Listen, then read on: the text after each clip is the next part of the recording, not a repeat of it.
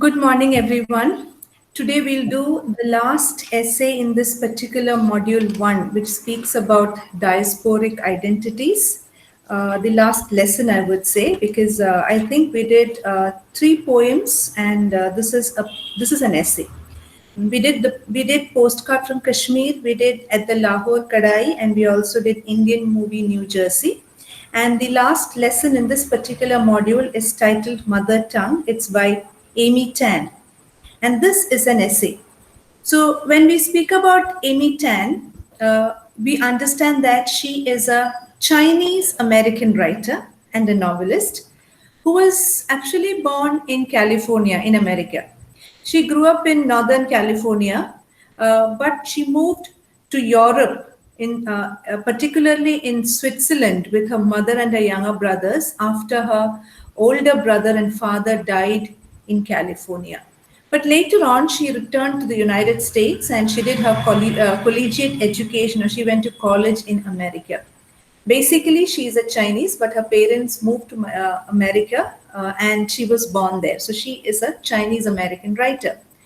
So after she finished her college education in America, she studied in a few different colleges and universities. And after finishing her graduation and post-graduation, she worked as a language development consultant, and she was also a freelance writer.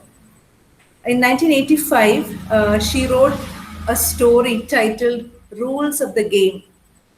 It was a writing workshop actually where she wrote this particular story, and this story, Rules of the Game, laid the foundation for her first novel, which is very famous, which is known as Joy Luck Club.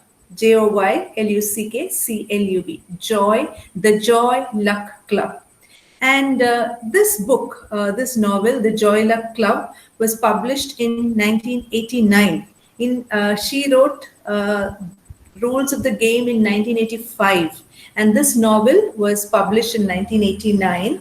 And this novel, The Joy Luck Club, is a book which explores the relationship between Chinese women and their Chinese American daughters. See, this is the same kind of relationship she experienced with her mother, Chinese mother and the Chinese American daughter. And this book was a long running bestseller in New York during that particular year.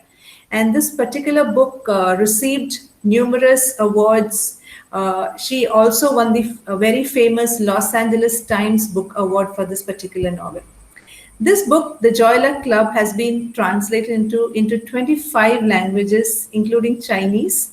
And in 1993, it was made into a movie. And she's the one who wrote the screenplay for the movie, Amy Tan. Tan has did not just stop writing with the Joy Luck Club. She also wrote two other books. The Kitchen God's Wife, which was published in 1991. And she also wrote The 100 Secret Senses, which was published in 1995. And both these books were New York bestsellers. And her recent novels include The Bone Setter's Daughter, which was published in 2001, and Saving Fish from Drowning, which was published in 2005.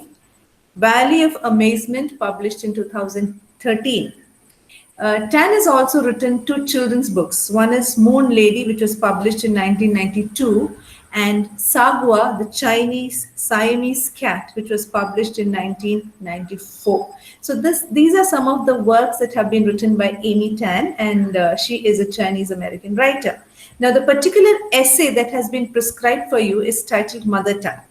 And in Mother Tongue, Amy Tan speaks about her relationship with the English language, her relationship with her mother, and her writing. This is a non-fiction narrative essay, right? And it was originally given as a talk during the 1989 State of the Language Symposium. It was later published by the Three Penny Review in 1990. And since then, this particular essay, Mother Tongue, has been anthologized countless times. It has won notable awards and honors, and it was also selected for the 1991 edition of the Best American Essays. Now, when we look at this particular essay, the original publication of Mother Tongue breaks this essay into 3 sections. So in the first section, Amy Tan briefly tells the reader on her relationship with the different Englishes. We'll come to all that when we read the essay. She bridges the first and the second parts of the essay with descriptions of her mother's English or her mother tongue.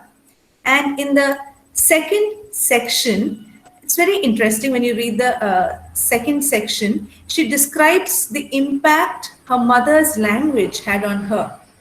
See, Tan's mother is a Chinese immigrant, and she had to often depend on her daughter to produce the perfect English. So in the concluding section, Tan connects her mother's English to her own choices regarding writing style and career. So in the initial section of Mother Tongue, Amy Tan locates her position as a writer, someone who has always loved language.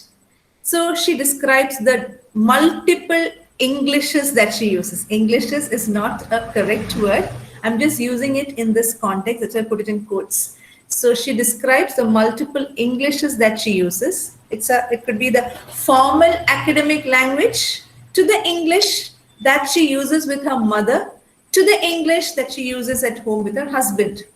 So the first section would conclude with Tan's description of her mother's expressive command of English, which is in conflict with her mother's fluency in the language, right? So although her mother might speak English that is difficult for native speakers to understand, to Tan, her mother's language is very, it's very vivid. It's full of imagery. It's very direct. It's full of observation, right? It is something which the Native Americans would find difficult to comprehend. But for Tan, this language is something so vibrant, right? When she moves to the second section of the essay, she describes some more of the difficult aspects of being raised by a parent who spoke English which others struggled to understand. So you have to understand that her parents had come from China, and to learn English was not easy for them. So they had to communicate in the so-called broken English. So it was very difficult growing up in a home where a parent spoke broken English in a land where everyone spoke English and people did not understand what her mother said, right? So Tan, she refers to the much often used language of broken English, and she also suggests that her mother's English and way of speaking, despite its interpersonal and social limitations, provided Tan a different semantic way of understanding the world, right? So, there had been a lot of limitations, and, people would not understand and they had to go through problems. But for Tan, this English that her mother spoke gave her a very strong semantic footing. And when we pass on to the final section of this essay, we see how this moves into the personal reflection as Tan describes how she has reckoned with being raised by her mother in a xenophobic society. Now, a xenophobic society is a society which looks, xenophobia is fear of strangers, right? So, they were considered as strangers in the land. For Tan, it would have been very difficult because for her, America was the land where she was born. And for her, she was a citizen by birth. And to be considered as a stranger in the land of her birth would be something which any person would find difficulty in identifying with. This is what I call identity crisis. Now, for Tan, she was an American because she was born and brought up in that particular land. For some period, she went to Switzerland, but later she came back. For her, America is the land of her birth, and she is a citizen by birth. But her physical features and her parents and her mother, especially after her father's death, her mother who raised her, could not speak proper English. So people around them looked down upon them or considered them strangers in their land. Right? So that is the kind of crisis that such diasporic writers face. So they create a third space. Yesterday, when I was doing Lahore Kadai, I was talking about Imtiaz Dharkar creating a third space, right? So Tan also had to undergo that. So as a writer, Tan found success when she moved away from the proper academic register, the kind of the proper academic language, and started writing in the Englishes that she grew up with.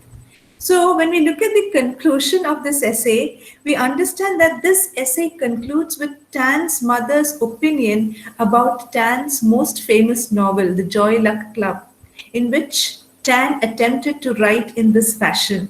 So what the mother says, this is so easy to read. When we read the essay, mother tongue, we'll read that, right? So the main focus of mother tongue is the discrimination Amy Tan and her mother faced while living in America. And Tan has used ethos, which is defined as, ethos can be defined as a person's credibility. And she has used ethos. She has explained her credibility as a writer in the first few paragraphs of the essay. She also uses ethos by explaining why people treated her and her mother with discrimination. So as she grew up, Tan realized that her mother was looked down upon for not being able to speak proper English. And she says, my mother got into arguments with people because they did not understand her English because she was Chinese, right? So Tan uses a lot of rhetorical strategies, and she creates an argument about how she has been affected by discrimination and criticizes standards and culture. She gives many examples in this particular essay of how people treat others and how they express themselves differently when they are with certain individuals. Now, in this particular essay, there are multiple audiences Tan is trying to reach. First being people who take advantage of those who speak broken English, like Tan's mother.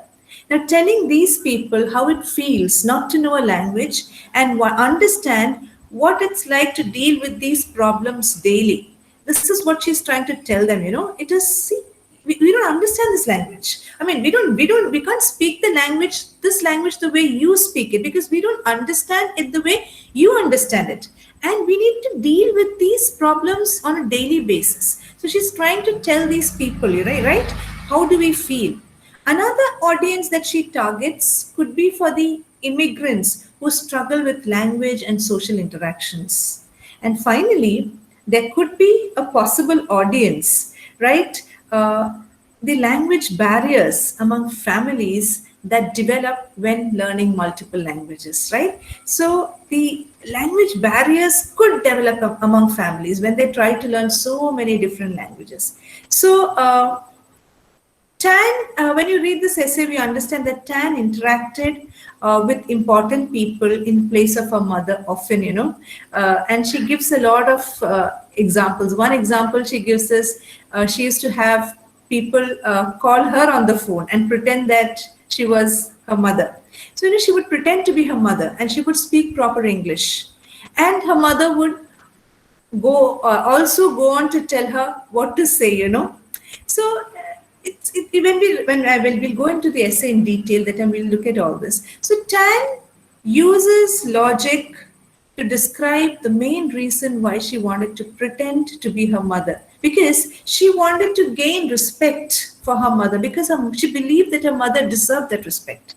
This respect was not something that Tan's mother would get with her broken English, right? So when we read this essay, we understand the conflict that which Tan's mother would face, right? Because she was not able to communicate in the so-called proper English, right? So Tan also uses many examples to persuade readers on how people should be treated fairly. So she uses pathos. What is pathos? It's emotional or motivational appeals. So she uses pathos by showing the emotional struggle that she and her mother had to face just to get simple things, even when going to a hospital, right? And she had to do a CT scan. When the CT scans were lost, her mother was not able to do much about it because she was not able to communicate in proper English. Her English was broken, but fortunately, Tan was able to speak to the doctor and they found the lost scan. right? So there are so many repetitions such as broken English, language, perfect English, and more to constantly remind readers the main problem, right? So it's easy to see that people are judged for what they say. And Tan tells us or tells the readers that, she says that her mother's English almost had an effect on limiting her possibilities in life as well. So, this gives us an idea of how language can affect our everyday lives. It also gives a general idea that language is possibly the limits that a person can have. Right? So, the purpose of this particular essay is to inform readers on what beliefs Tan had developed, right? So she had discovered that language brought her closer to who she was. It brought her very closer to her roots, to her heritage, right? And even though Tan's mother had broken English, this broken English brought Tan and her mother closer, right? See, Tan tells us how her mother was usually treated as unintelligent because she was not able to speak English properly, right? So we understand that people often show less care towards improper English speakers and avoid them. We can see that these people may be wrong, but in their perspectives, it could be seen as broken English speakers do not want to learn the language because of ignorance or because they are too incompetent, right? So there is a rise in discrimination that forces foreigners to be treated poorly, because when we go to a foreign country, they expect us to learn that language and they feel that we are not able to speak that language properly because we are ignorant or we are incompetent. And that is how they treated Tan's mother also, right? So Tan does an excellent job in this particular essay in trying to explain the struggles that she and her mother face together. Now, it is very easy to see when we read this essay, it is very easy to see that Tan and her mother were pushed around by others, making it seem that they were given limited possibilities. But even though they were pushed around, this allowed Tan to be more educated and she was determined to learn proper English. Right? So, in the end, Tan provides great details on linguistic diversity and discrimination. And this essay will help us understand how immigrants would maybe help us understand immigrants better, how immigrants feel in a new land, help readers to be understanding and help readers not to judge others based on language. So this is what this particular essay is all about. We'll just do a little bit of this essay today. If you have your text, you can go through the text. I have already posted this text in the e-learning site. It's there. You can just go through that. I'll just read it out for you. I'll just read and explain. It's quite a long essay, but we'll just read and I'll explain it line by line. So it starts like this. I am not a scholar of English or literature.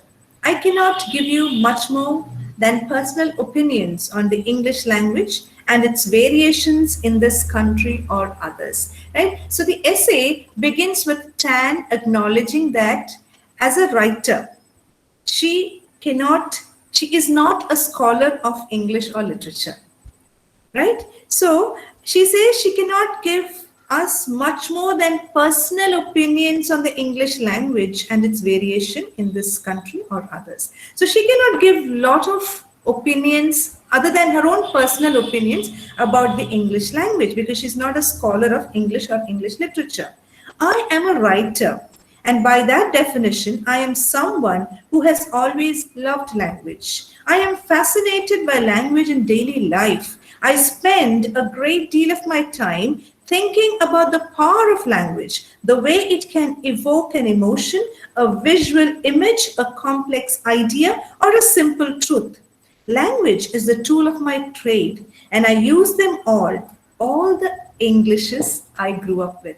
So we understand that in this essay, Tan begins by saying that she is a writer. She acknowledges herself as a writer. And she says that she uses language as a tool in her work. That means she uses language to convey her ideas. Right? She also describes that she is acutely aware of the variety of versions of English in her life. right? So she says, she keeps on saying, recently I was made keenly aware of the different Englishes I do use. I was giving a talk to a large group of people, the same talk I had already given to half a dozen other groups. So she says she's acutely aware of the different versions or the different varieties of English in her life. And she realizes that when she gives an academic talk about a novel, The Joy Luck Club, right? Now, she says in this particular passage or this particular paragraph, she says that though she had given versions of this talk before, this time her words sounded wrong. Why? Because her mom was in the room, her mother was in the room, and she had never spoken the academic language that she was using to address this audience of literary scholars with her mom, right? So she says, I was giving a talk to a large group of people, the same talk I had already given to half a dozen other groups. The nature of the talk was about my writing, my life, and my book, The Joy Luck Club. The talk was going on well enough until I remembered one major difference that made the whole talk sound wrong. So she says, this is not the first time I was giving this talk. I had given versions of this talk before, but something was wrong at this particular time. What was wrong? My mother was in the room, and it was perhaps the first time she had heard me give a lengthy speech using the kind of English I had never used with her. I was saying things like the intersection of memory upon imagination, and there is an aspect of my fiction that relates to thus and thus. So she says I was using very erudite and very academic language, right? So she says it was a speech filled with carefully wrought grammatical phrases, burdened, it suddenly seemed to me, with nominalized forms, past perfect tenses, conditional phrases, all the forms of standard English that I had learned in school and through books, the forms of English that I did not use at home with my mother, right? So she was using erudite English, using all the academic nuances that she had garnered from her grammar classes, from the books that she read, and she was using very erudite, high-sounding words. And she said, my mother would have never understood that because this was not the kind of English that I used to speak with her. So what was the kind of version of English that she used to speak with her mother? So let's look at that. Just last week, I was walking down the street with my mother, and I again found myself conscious of the English I was using, the English I do use with her. We were talking about the price of new and used furniture, and I heard myself saying this, not waste money that way. She does not say, please do not waste money that way. She says, not waste money that way. That is not academic English. That is not erudite English. That is not grammatically correct English. But this is the kind of English that her mother understands, the so-called broken English, as the Americans would describe it. My husband was with us as well, and he didn't notice any switch in my English. And then I realized why. It's because over the 20 years we've been together, I've often used that same kind of English with him. And sometimes he even uses it with me. It has become our language of intimacy, a different sort of English that relates to family talk, the language I grew up with. Right? So she realizes that the version of English she uses with her mother and her close family is a kind of shorthand, broken English that replicates some of the idiosyncrasies of native Chinese speakers who learned English as an adult rather as a child. Right? So she says, this is not an English which sounds awkward to my husband who is an American, because this has become very familiar. It has become a kind of intimate language, a language of our family. So even when I switch from erudite English to this so-called familiar or familial English, my husband does not understand the difference, or he does not notice because I speak the same kind of language with him, and he sometimes speaks that to me. So this is one kind of English which has become a kind of familial English, a kind of language of intimacy, a language of the family, a language of sharing, a language of companionship. It is very different from the academic English. Now, people who are Americans or people who live in that land would not understand this. They would categorize this as broken English. But for us, this is a familiar kind of language, a language of intimacy. So you will have some idea of what this family talk I heard sounds like. I'll quote what my mother said during a recent conversation, which I videotaped and then transcribed.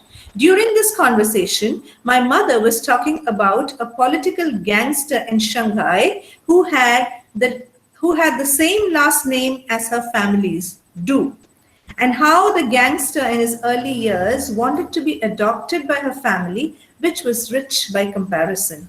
Later, the gangster became more powerful, far richer than my mother's family, and one day showed up at my mother's wedding to pay his respects. Here's what she said in part. Now, this is one thing that a particular passage which shows her mother's language, right? Now, she says, "Du Yuzong having business like fruit stand, like off the street kind. He is Du like Du Zong, but not Sang Ming Island people. The local people call Putong the river east side. He belonged to that side local people. That man want to ask Duzong father take him in, become own family. Duzong father wasn't looked down on him, but didn't take seriously until that big like became a mafia. Now important person, very hard to inviting him. Chinese way came only to show respect. Don't stay for dinner. Respect for making big celebration, he shows up. Mean gives lots of respect. Chinese custom. Chinese social life that way. If too important, won't have to stay too long. He come to my wedding. I didn't see. I heard it. I gone to boys' side. They have YMCA dinner. Chinese age, I was 19. See, this has the idiosyncrasies of a native Chinese speaker who has not learned English as a child, but who has learned English after coming to this country, right? So Tan tells us the story that her mother had told about the importance of showing respect for a family by coming to a wedding in the Chinese custom. That's what she was telling. See, though Tan's mother is fluent in English, that is the written version of the language, her accent, the choppy spoken grammar makes her hard to understand. It's like Tan's friend find it difficult to understand her. However, for Tan, her mother's speech is very fluid. It's very natural. It's very lucid because Tan grew up hearing her mother's version of English all her life, and she understands it completely and without effort. When I read the passage for you, I am sure you also had some difficulty in understanding it, because this was not the kind of academic English or the normal English spoken by people in America. This is the language of a native speaker of Chinese who learned English after coming over or after immigrating to America. So now we understand how Tan's mother is telling the story of a gangster, a very important person who had the same surname and who once wanted to be adopted by her family, that is Tan's mother's family, because Tan's mother's family was very rich, and this Tan's family had the surname Du, and the now gangster had the surname Du. So as a child, he wanted to be adopted by Tan's family, but Tan's father did not do that. But later on, this man became very big. He became a very important, I would say, very important. And he became a gangster. He joined the mafia, the underworld, and he became a very influential person, right? And he comes over to Tan's mother's wedding to show respect for the family. So he was a very important person, and it was important to show respect for a family in China by coming for a wedding. That was a Chinese custom. So she tells the story of how this man comes, but the language that is used is so broken, it's so choppy that People in America or even Tan's friends would not understand what she meant. But Tan definitely understood her because Tan grew up hearing her mother's version of English all her life. So for her, she does not need any effort to understand what her mother said. But she says Americans would have a problem with understanding what her mother said, and that is why they always used to look down upon her. Okay, I hope this is clear. We'll stop for now and continue in the next class. Do you have any questions? If you have any questions, you can ask me now.